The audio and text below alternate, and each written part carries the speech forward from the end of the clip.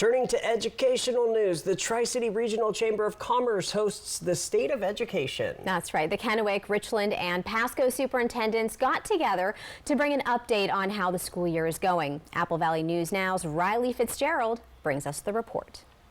This year, Tri-City superintendents address the measures their districts are taking to prepare their students for the workforce, along with the ways they connect their students with employers, and how they're incorporating career and technical education into their curriculum. All of this alongside the resources they need to build for the future. As far as funding goes, Dr. Tracy Pierce with the Kennewick School District says state funding is critical for students, but they also look to the community. Like all school districts across the state, KSD also looks to our local community to help fund education through levies and bonds.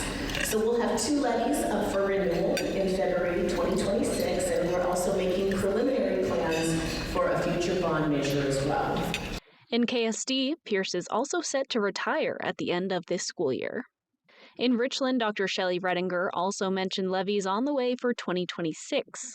Our levies are coming up February 2026, and a big reminder at the end is that we have those 2 coming up. And remember, levies are for learning, and we have 2, one is a tech and one is an ELP. So mark your calendars. Don't forget to vote February 2026. RSD did not mention any update on the failed November 2024 bond. In Pasco, Superintendent Michelle Whitney also talked about upcoming funding on the ballot. We operate our schools with funding from the state, but also funding from you as community members, and we will be in front of you next year about this time talking about the operating or the EP&O levy that will be running in February of 2026. This is not a new tax for our communities. Whitney spoke of the 2 new high schools opening up this fall in PSD, including Orion and Sageview High Schools. In Kennewick, Rylee Fitzgerald, Apple Valley News Now.